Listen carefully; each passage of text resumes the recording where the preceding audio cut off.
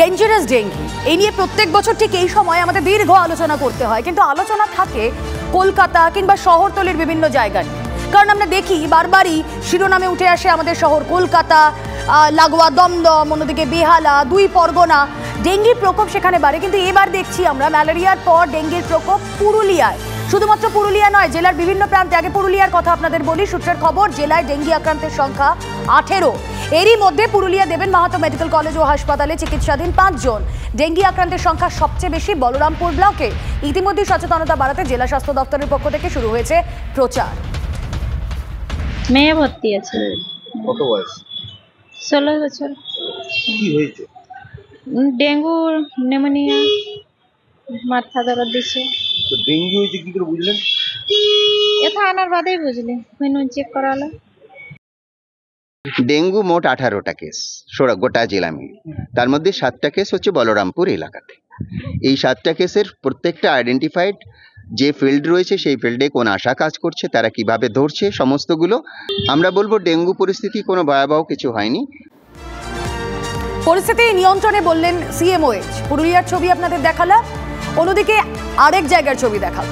প্রতি বছর বর্ষাকাল এলেই ডেঙ্গির প্রকোপ বাড়ে, জেলায় জেলায় বাড়ছে ডেঙ্গি উদ্বেগ। পূর্ব মেদিনীপুর, সেখানে এখনো পর্যন্ত 78 জনের ডেঙ্গি ধরা পড়েছে। পূর্ব মেদিনীপুরের পুরো এলাকা ছাড়াও 9টি গ্রাম পঞ্চায়েতে ডেঙ্গির প্রকোপ দেখা গেছে। জেলার সবচেয়ে বেশি ডেঙ্গি আক্রান্তের সংখ্যা কোলাঘাট, তমলুক, শহীদ মাতঙ্গিনী ও হলদিয়া ব্লকে। ডেঙ্গি মোকাবিলায় বিশেষ উদ্যোগ নিয়েছে জেলা স্বাস্থ্য দপ্তর।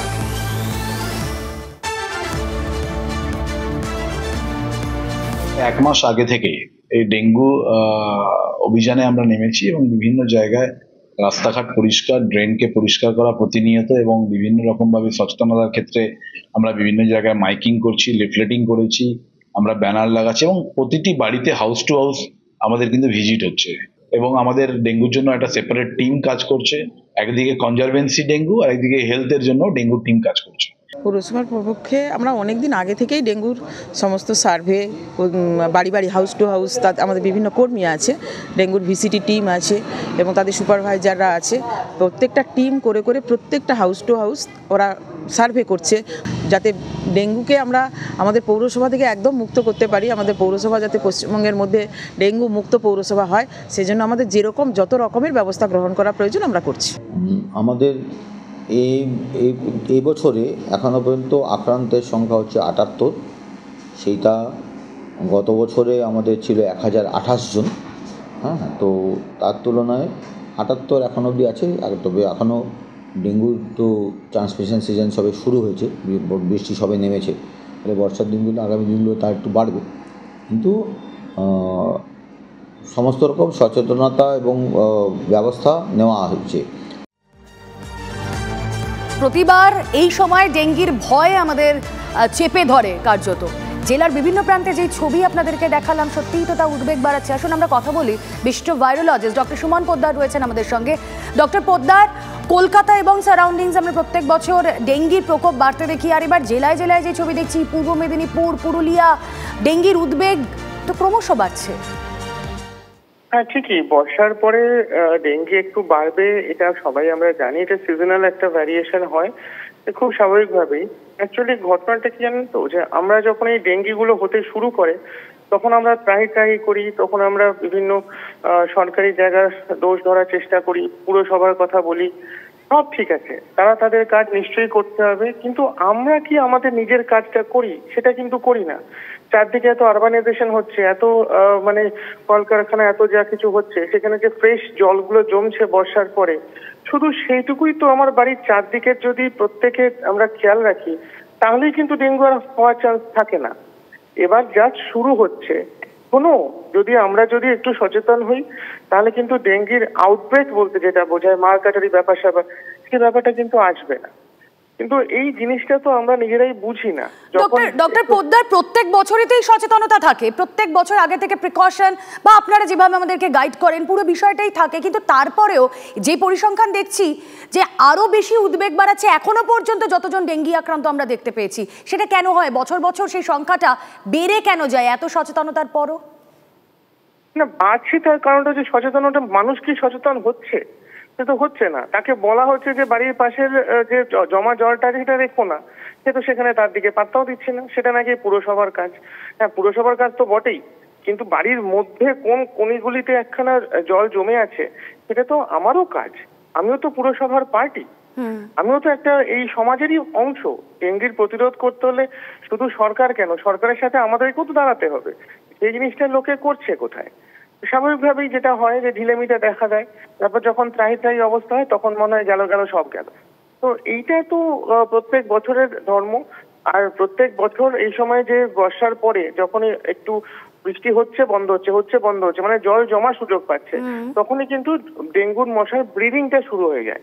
তো সেইটাকে যদি আমি একটুখানি যদি কন্ট্রোল করে দিতে পারি তাহলে কিন্তু ডেঙ্গুর আউটব্রেক হওয়ার চান্স কমে যায়। অনেক ধন্যবাদ আপনাকে। আমরা বিশিষ্ট ভাইরোলজিস্ট ডক্টর সুমন পোদ্দারের সঙ্গে কথা বলছিলাম। আসলে বিষয়টা এটাই যে সচেতনতা বাড়ানোর জন্য মাইকে প্রচার করা হচ্ছে, কিন্তু ডে 1 থেকে সচেতন আমাদের হওয়া উচিত। তাহলে বোধহয় ডেঙ্গি একেবারে সমূলে উৎপাটিত হবে, এটা আমরা বলতেই পারি। চাকরির দাবিতে নাগারে আন্দোলন, কিন্তু নিয়োগপত্র মিলবে কবে? এই প্রশ্ন খুব স্বাভাবিকভাবেই ঘুরে ফিরে আসছে। ফের পথে আপার প্রাইমারি চাকরি প্রার্থীরা। শিয়ালদা থেকে ধর্মতলা পর্যন্ত মিছিল, সেই ছবি আপনারা দেখছেন। চাকরির দাবিতে নাগারে আন্দোলন, নিয়োগপত্র মিলবে কবে এই প্রশ্ন তুলেই, এই দাবি নিয়েই নিয়োগ চেয়ে ফের পথে আপার প্রাইমারি চাকরি প্রার্থীরা। শিয়ালদা থেকে ধর্মতলা পর্যন্ত মিছিলের ছবি আপনারা দেখছেন এক্সক্লুসিভলি। বিগত 10 বছর ধরে নানা বিক্ষোভ কর্মসূচি, দাবি একটাই, চাকরি দিতে হবে। 2014 নোটিফিকেশান, 15তে পরীক্ষা, 16তে চাকরির নিয়োগ, কিন্তু অনেকেই বঞ্চিত। আর যারা বঞ্চিত তারা রাস্তায় নেমেছেন নানা রকম বিক্ষোভ কর্মসূচির পরবর্তীতে আজ তারা শিয়ালদা থেকে ধর্মতলা পর্যন্ত মিছিলে অংশ নিয়েছেন। তাদের কি দাবি, তাদের থেকেই শুনবো। কি দাবি নিয়ে রাস্তায় নামা আজকে? আমরা 2014 সালের পরীক্ষা দেওয়ার পর সরকার পক্ষ থেকে নোটিফিকেশন দেওয়া হয়েছিল যে এই 3B রুলস অনুযায়ী ইন্টারভিউ 10 দিন আগে পর্যন্ত সমস্ত সিট আপডেট করে নিয়োগ দেওয়া হবে, কিন্তু সেটা করা হচ্ছে না। তাই আমরা রাস্তায় নেমেছি যাতে সিট আপডেট করে সমস্ত বেকার যুবক যুবতীরা বিদ্যালয়ে যেতে পারে। আমাদের আপডেট সিটে নিয়োগ চাই। আমরা ইন্টারভিউ থেকে বঞ্চিত আপার প্রাইমারি চাকরি প্রার্থী। আমাদের আজকে জীবন থেকে 10-11 বছর প্রায় চলে যাচ্ছে। কমিশন এবং সরকারের আমাদের দিকে নজর দিক, আমাদের বাঁচান। কোর্টের কাছে এবং মাননীয় মুখ্যমন্ত্রীর কাছে করজোড়ে নিবেদন করছি আমরা যেন সুবিচার পাই। আমরা 10 বছরে সমস্ত সিট আপডেট করে আমরা নিয়োগ চাই। দীর্ঘদিন ধরে তাদের এই লড়াই চলছে। 21-এর মঞ্চ থেকে মমতা বন্দ্যোপাধ্যায় যে বক্তব্য রেখেছেন তার পরিপ্রেক্ষিতেই তাদের দাবি এবার তারা আশার আলো দেখছেন, এবং তাদের এও দাবি, তাদের এও অনুরোধ মাননীয় মুখ্যমন্ত্রী এবং আদালতের কাছে তাদের বর্ধিত সিট বাড়িয়ে ইন্টারভিউ নিয়ে চাকরি দেওয়া হোক। এখন দেখা সরকার পক্ষ বা আদালতের কোনো রায়ে এই যারা আন্দোলনরত অবস্থায় আছেন তাদের মুখে হাসি ফোটে কিনা। অভিজিতের সঙ্গে সত্যজিৎ, TV9 বাংলা, কলকাতা।